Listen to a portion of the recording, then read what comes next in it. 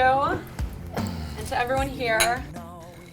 What's your favorite memory that you can remember that happened over bourbon? Oh, gosh. It was an old camping trip, to be honest, with some buddies. When you do what I do now and you're gone so much, you really cherish when you get to have like moments where you're with people that you know really care about you.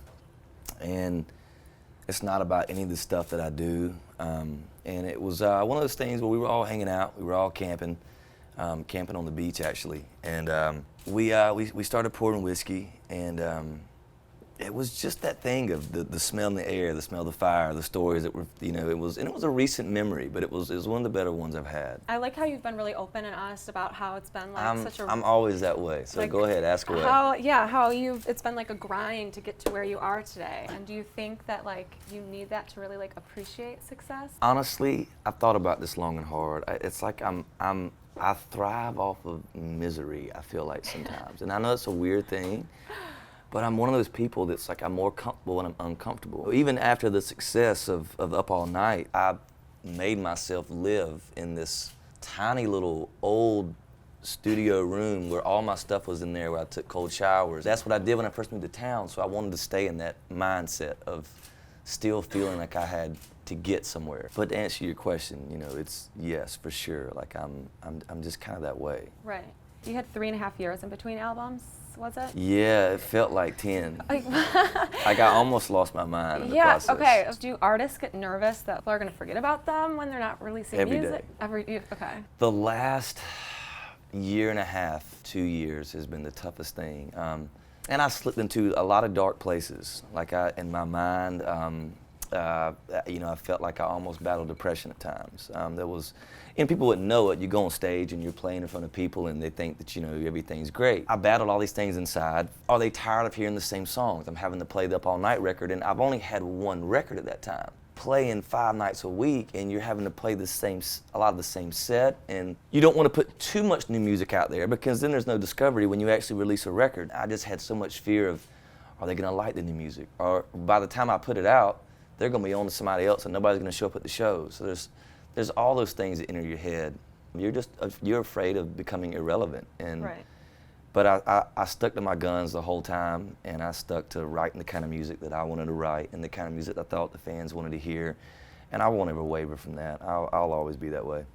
I hear a lot of artists talk about that, like staying true to themselves. What kind of things were you not comfortable doing that maybe like people wanted you to write about that just wasn't? You're trying to get me in trouble on this show. No, I'm not. But artists say that all the time.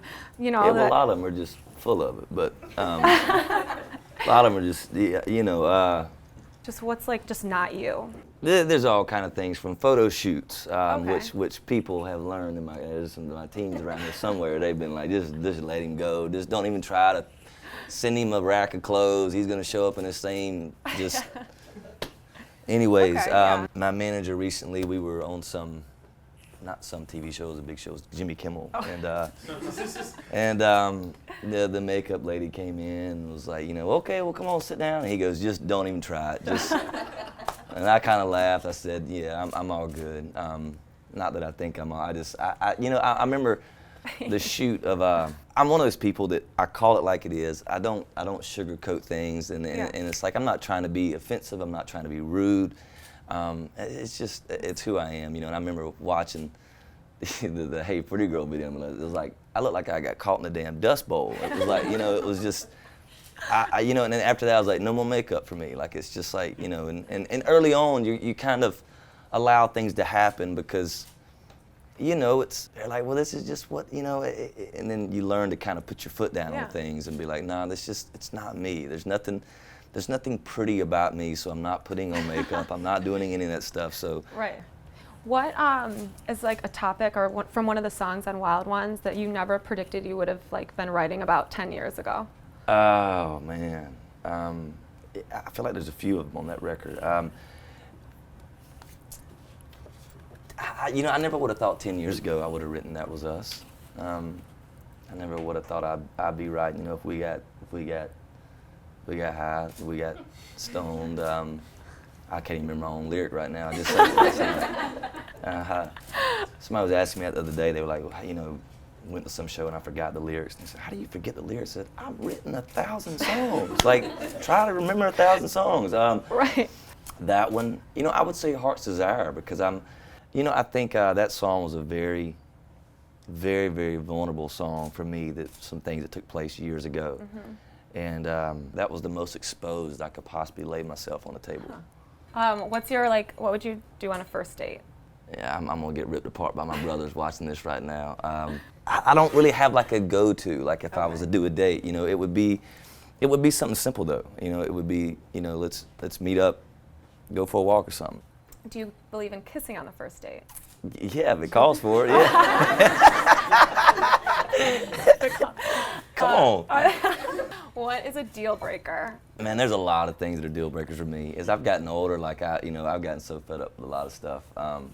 And you know, that's one of the things too where, golly, I could ramble about this for quite a while. I think back on like almost settling down like in my early 20s at one time, like really early 20s. And golly, it would have been a disaster when I think about it. And kindness. Kindness is the biggest thing with me. Somebody that I feel like is not truly, genuinely kind, like it's just, you know, I can sense that stuff from a mile away. Right. If you don't make me laugh, deal breaker. Yeah. If you could have a drink with anyone, because everyone here wants to have a drink with you, but if you could have a drink with anyone, dead or alive, like who would you? If I could have a beer with Jesus. No, honestly, my first thought it would be I'd want to sip on a drink with Jesus and ask him a million questions. But if we're going with just, you know, somebody that everybody believes in, this is really gonna be a lame answer for a lot of people, but I've never been such a fan of somebody so much, and I would just want to hear stories from this guy, is Michael Jordan. I'd want to sit back, I'd want to have a cigar, Yes. a drink, and I'd want to hear about everything that happened in the league. And I'd just say, man, don't ever let anybody compare LeBron to you. Yeah, right? Jenny W., did you want to ask your question? Hey, don't get bashful now. You asked the question. Which of your songs would you want everyone to remember you by? It's a new song. It's called Guitar Man. That song embodies so much of what I do, and it's got this happy melody, but it rips your heart out at the same time. So that would be it. If you could relive one day of your life over again, what would it be and why? That's a really Solid question, Tiff. My dad was a big inspiration in my life, in so many ways. And I'll have these moments where I'll go months where I'll be completely fine. He passed like 4 years ago, and then it'll just hit me like a wave that he's gone, and I don't get to talk to him anymore. And we grew up going fishing all the time, me and him and my two brothers. And he worked like crazy, but he had every Monday off, and he would get us out of school, and usually once a month, and we'd go flats fishing down the Gulf. And when he got really sick 4 years ago around Thanksgiving, we came home and we all went flats fishing for the last time.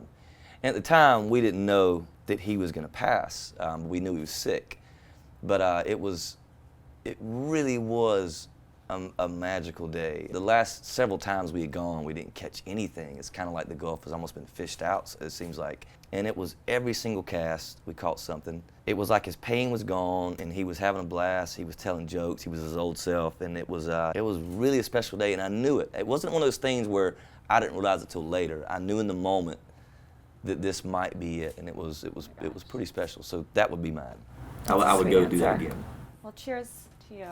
Cheers to everyone here. Thanks Thank you, for guys. having a drink with us. Everybody raise your glass.